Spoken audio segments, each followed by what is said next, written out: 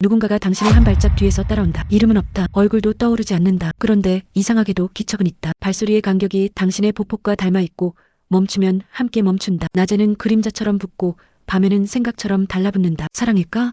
아니, 사랑이라면 거리를 세운다. 사랑은 가까움을 원하지만 경계를 지킨다. 반대로 집착은 경계를 지우는 기술이다. 집착은 근거를 찾기 전에 명분을 만든다. 걱정돼서, 혹시 몰라서, 안전이 우선이라서. 명분이 길어질수록 선택지는 짧아진다. 짧아진 선택지는 동이처럼 보이고 동이처럼 보이는 순간 허락 없는 보호는 통제가 된다. 오늘 우리는 이름보다 먼저 도착하는 것을 본다. 이름이 없어도 피해는 시작된다. 정체가 붙기 전부터 삶이 흔들리고 마음이 무너지고 신뢰가 깨진다. 누가 그녀를 노리나?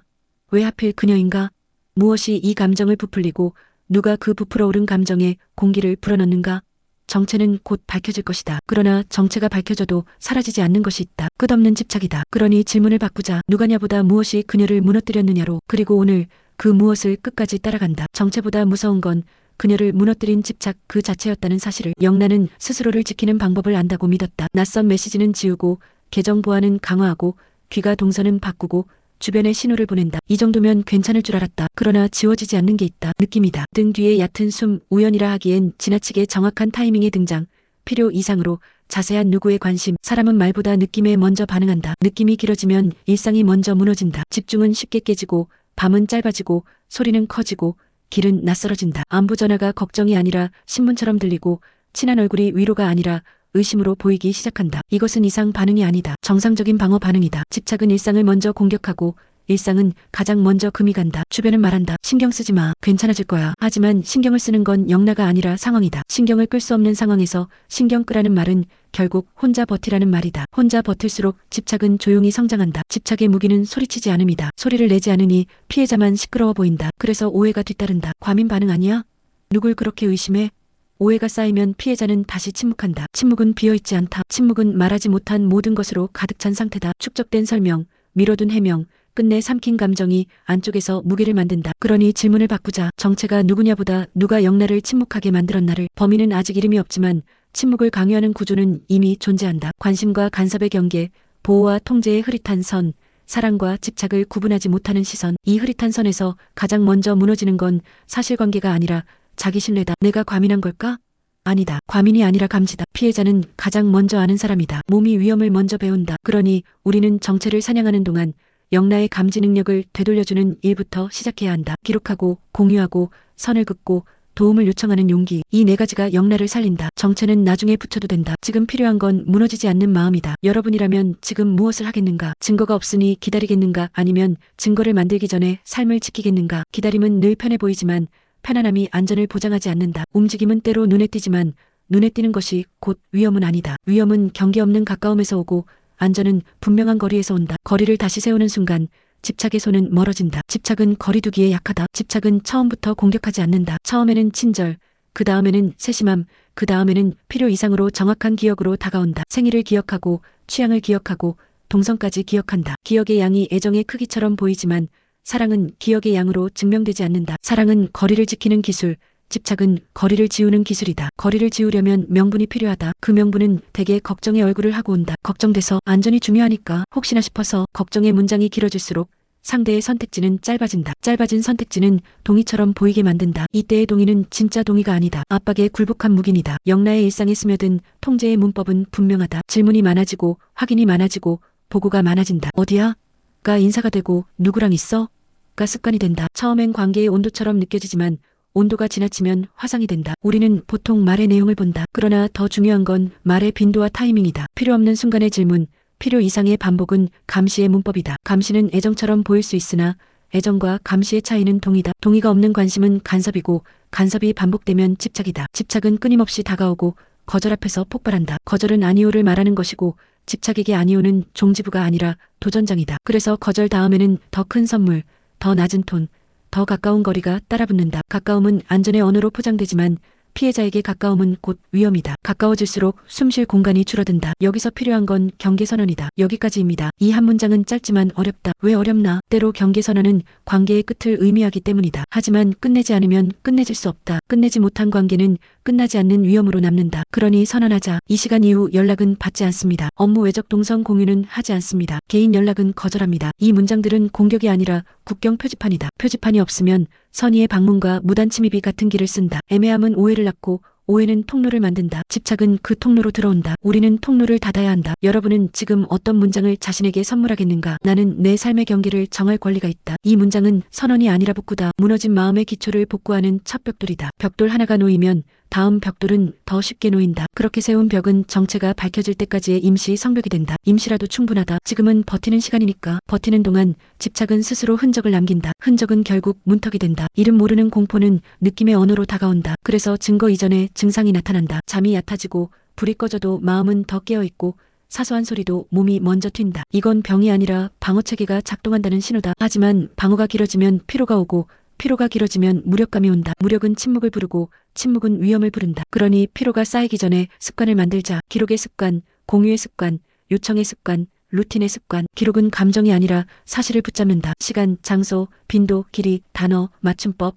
이모티콘, 통화지속, 부재시각. 이 단순한 데이터가 모이면 패턴이 보인다. 패턴이 보이면 두려움은 모양을 갖는다. 모양을 가진 두려움은 대응 가능하다. 대응 가능해지면 피해자는 다시 말할 수 있게 된다. 말하기는 치료이고 공유는 방패다. 혼자 알지 말고 함께 알자. 가족과 동료, 신뢰하는 지인, 그리고 제도와 기관. 이 연결망은 스토커가 가장 싫어하는 구조다. 노출되기 때문이다. 집착은 어둠에서 크고 어둠이 빛을 만나면 방향을 잃는다. 우리는 빛을 만들어야 한다. 다음은 루틴이다. 예측 가능한 하루는 지루함이 아니라 안전의 문법이다. 귀가 시간의 규칙, 연락 확인의 규칙, 집 근처 접근 금지의 규칙. 규칙은 사람을 올가매지 않는다. 위험을 올가맨다. 규칙이 있을 때 이상한 점은 더 빨리 눈에 띈다. 눈에 띈 이상은 곧 신호다. 신호를 알아보는 순간 우리는 더 빨리 움직일 수 있다. 마지막은 연대다. 연대는 큰 구호가 아니다. 한 사람의 문장에서 시작된다. 같이 들어갈게. 연락 올 때 나에게도 알려줘. 회의 끝나면 함께 나가자. 이런 짧은 문장은 상황을 바꾸는 문장이다. 집착은 고립을 먹고 자란다. 고립이 깨지는 순간 집착은 방향을 잃는다. 우리는 이 단순한 메커니즘을 반복해야 한다. 기록, 공유, 루틴, 연대. 이 네 가지가 정체 이전의 안전을,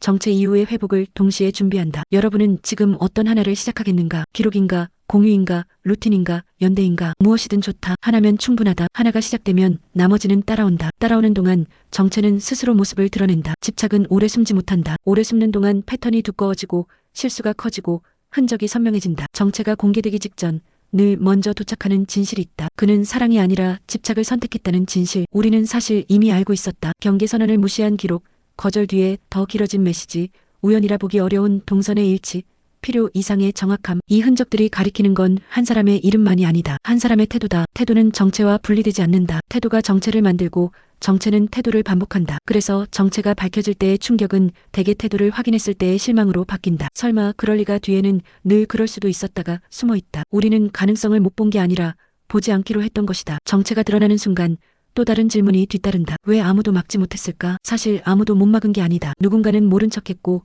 누군가는 좋게 보려 했고 누군가는 피곤해서 눈을 감았다. 모른 척, 좋게 보기, 눈 감기. 이 세 가지는 집착의 가장 든든한 우군이다. 집착은 혼자 크지 않는다. 방치라는 양분을 먹고 자란다. 그러니 정체가 드러난 날 우리는 범인만이 아니라 방치의 문법도 함께 밝히자. 방치가 줄면 다음 피해가 줄어든다. 방치가 줄면 영라의 무너짐이 사건의 결말이 아니라 변화의 시작이 된다. 정체 앞에서의 반응은 분노로 시작된다. 분노는 자연스럽다. 하지만 분노만으로 안전은 복구되지 않는다. 필요한 순서는 격리다. 접근을 막고 법적 제도적 장치를 신속히 연결하고 주변의 시선을 공유한다. 이름이 알려지는 순간 시선은 무기가 된다. 무기는 사람에게 겨눠선 안 되지만 상황에는 겨눠야 한다. 이 시선이 다음 접근을 주저하게 만드는 억제력이 된다. 동시에 잊지 말아야 한다. 피해자를 향한 시선은 보호의 시선이어야 한다. 호기심의 시선은 2차 가해가 된다. 우리는 사건을 클릭하지 말고 상황을 막아야 한다. 이 차이가 사람을 남기느냐 잃느냐를 가른다. 그리고 이 시점에서 한 번 더 묻자. 정체가 드러난 뒤에야 비로소 시작되는 싸움은 무엇인가? 이름을 얻었다고 끝난 게 아니다. 이름 뒤에 따라오는 태도의 정리,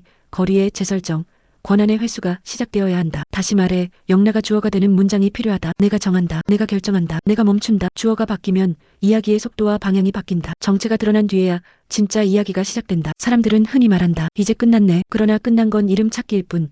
영라의 마음은 이제부터 복구해야 한다. 복구는 사과로 되지 않는다. 복구는 시간, 안전, 예측 가능성으로 된다. 예측 가능한 하루, 예측 가능한 관계, 예측 가능한 말. 예측 가능성은 지루함이 아니라 안전의 문법이다. 놀람을 줄이는 것이 곧 치료다. 놀라지 않는 하루가 며칠 이어지면 사람은 다시 자기 자신을 믿기 시작한다. 자기 신뢰는 모든 회복의 첫 재료다. 다음은 주어 회복이다. 누구의 말로, 누구의 속도로, 누구의 기준으로 살아갈 것인가. 피해자가 기준을 정하는 순간 피해자는 다시 주어가 된다. 주어가 되어 말하기 시작하면 이야기는 신문에서 서술로, 방어에서 선택으로 바뀐다. 이 전환이 복구의 심장이다. 우리는 이 순간을 도와야 한다. 대신 말하지 말고, 대신 결정하지 말고, 대신 정의하지 말자. 대신 곁에 서서 존중의 문장을 제공하자. 당신의 기준을 존중합니다. 당신의 속도를 존중합니다. 당신이 정하면 우리는 따라가겠습니다. 존중은 복구의 다른 이름이다. 그리고 관계의 재정의가 필요하다. 누구와 무엇을 어디까지 공유할지, 어떤 연락을 언제 받을지, 어느 시점에 어떤 선을 세울지 이 기준을 문장으로 적어 생활 규약으로 만든다. 규약은 감옥이 아니라